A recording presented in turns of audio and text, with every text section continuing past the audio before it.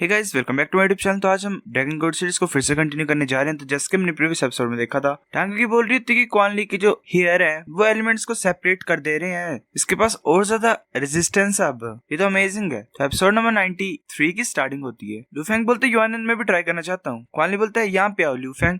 लूफेंग आगे की तरफ अटैक करता है क्वान ली की तरफ और क्वान ली को ऐसे हवा में उड़ा देता है अपने ड्रैगन स्पेयर को यूज करके। लूफेंग अपना पूरा जोर लगा रहा होता है, क्वान ली भी हंसता है और उसके अटैक्स को रोक रहा होता है। ऐसे लूफेंग कंटिन्यूसली अटैक कर रहा होता है क्वान ली के ऊपर, ऐसे तबाही मची होती है। ज़ॉनी देख रहा होता है उस तबाही को और बोल रहा होता है क्या तुम टेनिस खेलने की कोशिश कर रहे हो क्या उड़ते हुए। वो ऐसे ही मतलब लूफेंग कंटिन्यूसली अटैक कर रहा होता है, उसने क्वान ली हवा में उड़ाया होता है। फिर क्वान ली भाग के पीछे आ जाता है। क्वान ली हंसता है और बोलता है कि तुमने अच्छा किया लूफेंग, तुम काफी स्ट्रॉन्गर हो पर तुम मुझे हरा नहीं सकते हो, तुम तो मेरे डिफेंसेस को भी नहीं तोड़ पा रहे हो। लूफेंग बोलता है कि तुम श्योर नहीं हो सकते, उसके लिए ज्यादा कॉन्फिडेंट मत हो तुम, ठीक है। कोई भी चीज इम्पेनेट्रेबल नहीं होती है।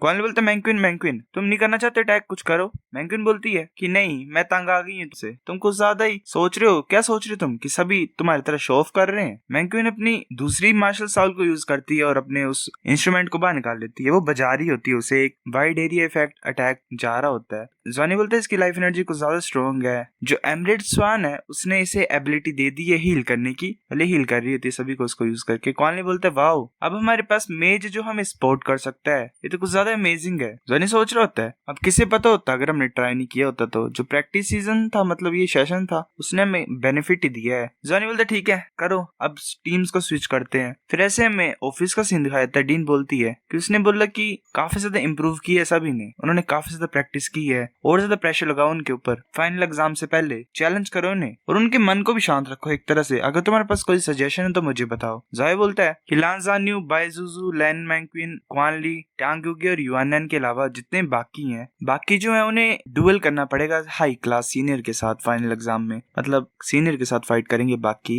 लूफेंग बोलता है क्या सीनियर से फाइट प्रोफेसर, क्या वो अपने आर्मर को डाल सकते हैं। ज़ॉय बोलता हाँ तुम्हारे पास भी स्पिरिट्स है ना, तो खुद चूज करो तुम सक्सेसफुल होना चाहते हो या फिर फेल होना चाहते हो, पर सोच लेना कॉन्सिक्वेंसेस का। अगर तुम फेल हो जाओगे, उसके ऐसे गुस्से से बोलने से सभी मतलब शांति हो जाते हैं एक तरह से। ज़ॉनी बोलता है कि ऐसे अपने होप को मत खो तुम, ठीक है। इसका मतलब हमारे पास एकेडमी का अप्रूवल है, मैं 5 ब्लड फ्रूट्स दूंगा उन्हें जो अपनी स्पिरिट के साथ इंटीग्रेट हो जाएंगे पूरी तरह से। लूफेंग बोलता है अच्छा अच्छा वो तो चीप नहीं है। दूसरा बोलता है बच्चा कि अच्छा ये तो चीप नहीं है, ये बुरी बात हो जाएगी अगर हम फेल हो जाएंगे। ज़ॉय बोलता है लान ज़ान्यू और जिनके बारे में मैंने मेंशन किया है मेरे को मिलो ऑफिस में। वो जाते हुए बोल रहा होता है कि कुछ ज्यादा शो ऑफ कर रहे हो एज अ क्लास प्रेसिडेंट, तुम इतना बुरा नहीं है। ज़ॉनी पहुंच जाता है ऑफिस में और बोलता है हमारा एग्जाम, हमें बस मिशन पे जाना है ना टांग सेक्ट के लोगों के साथ। ज़ॉय बोलता है हाँ मैं तुम्हें बताऊंगा नहीं अभी कि क्या मिशन है, पर तुम्हें हेल्प करनी पड़ेगी उस मिशन को अकम्प्लिश करने के लिए। ज़ॉनी बोलता है प्रोफेसर हमें किस तरह से रेटिंग दी जाएगी। ज़ॉय बोलता है कि वो जो लीडर होगा वो तुम्हें रिव्यूज देगा, कल स्टार्ट होगे तुम। ज़ॉनी हैरान हो जाता है, बोलता है वेट तो करो। ज़ॉय बोलता है लान ज़ॉनी तुम लीडर हो टीम के, ये मिशन तुम्हारे लिए इंपॉर्टेंट है, डेंजरस भी हो सकता है और तुम साथों के लिए, तुम्हें मरना नहीं है वापस आना है, ठीक है। ज़ॉनी बोलता है ठीक है हम वैसे ही करेंगे। फिर हमें रोड का सीन दिखाया, बस चली होती है। हम बताया जाता है कि कल ही सुबह लान ज़ॉनी का जो ग्रुप था वो टांग सेक्ट की तरफ चल पड़ा। ऐसे स्पेशल हाईवे को पास करने के बाद टांग सेक्ट के स्पेशल पार्किंग जगह पे रुक गए। वहां पे एक एयरक्राफ्ट थी।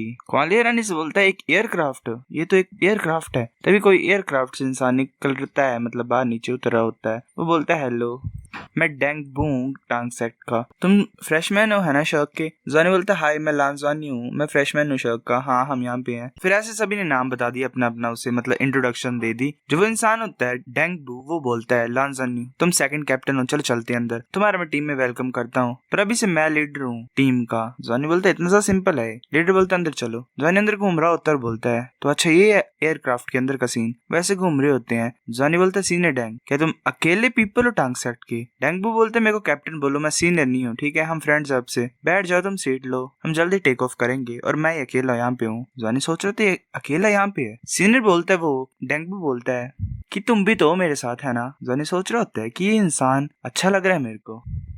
फिर सभी ने अपना अपना प्रोसीजर कंप्लीट कर लिया टेक ऑफ करने का। डेंगू बैठ जाता है सीट पर और बोलता है कि सीधे खड़े रहना, मतलब बैठ जाओ अपनी अपनी जगह पे, हम उड़ने के लिए तैयार हैं। फिर वो ऐसे टेक ऑफ कर लेता है, उस प्लेनेट से बाहर आ जाता है। वो जा रहे होते हैं एक जगह पे। डेंगू फिर बोलता है कि ठीक है, आगे 5 दिन की जर्नी है। जॉनी बोलता है कैप्टन पर्पस क्या है इस मिशन का? डेंगू बोलता है कि हम दूसरे प्लैनेट्स में जाएंगे टांग सेक्ट के पीपल को सेव करने के लिए। मैं तुम्हें डिटेल्स बाद में बताऊंगा, हम पहले सिचुएशन देखनी पड़ेगी। अब मुझे तुम्हें आर्टिफैक्ट को उड़ाना सिखाना है। जॉनी हैरान होकर बोलता है क्या हम असली एयरक्राफ्ट को उड़ाएंगे अब?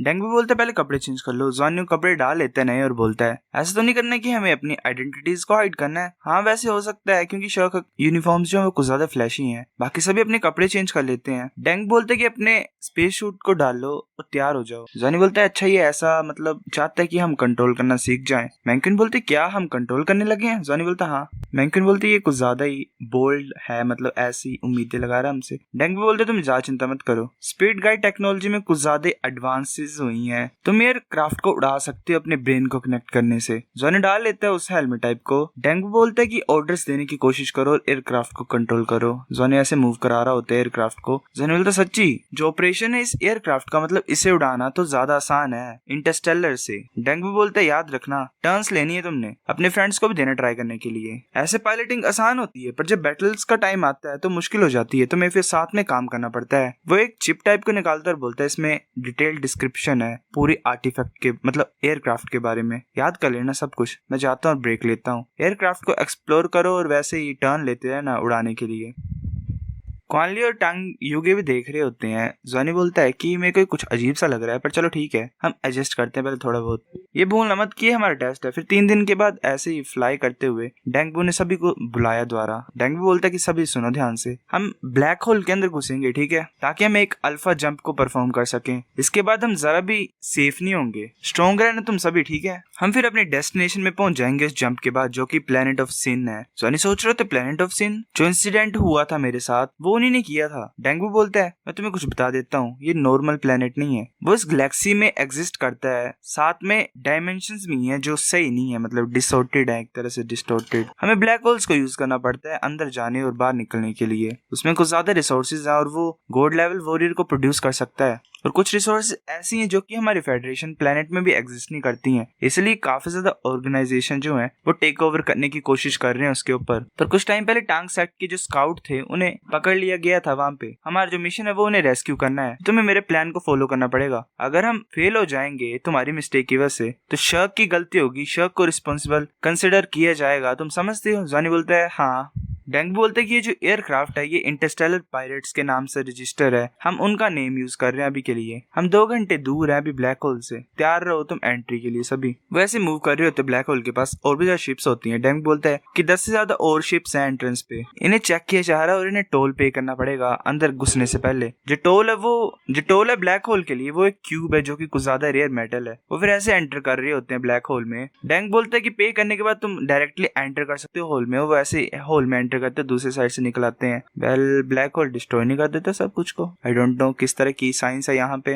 डेंगू बोलता है कि हम प्लेनेट ऑफ सिन में पहुंच गए हैं, ये डिफरेंट होगा जैसे तुमने इमेजिन किया है। जॉनी हैरान हो जाता है, बोलता है ये प्लेनेट ऑफ सिन। वो हैरानी से आगे की तरफ देख रहा होता है और बोलता है ये जहाँ पे लोग रहते हैं और इसे हेवन प्लेनेट बोला जाता है। वेल वहाँ पे सामने प्लेनेट होता है और उसमें ऐसा लग रहा होता है कि फायर है शायद। डेंगू बोलता है कि जो हेवंस प्लेनेट है वहाँ पे हाईएस्ट लेवल ऑफ लाइफ है, ये एक रेयर ड्रॉपिंग जेम है। हमारी फेडरेशन हमेशा से चाहती थी, तो अपनी आइडेंटिटीज को रिवील मत करना। हम पायरेट्स का नाम यूज कर रहे हैं इस मिशन में ठीक है। और याद रखना इस प्लेनेट को हेवंस मतलब हेवन प्लेनेट बोलना भी से।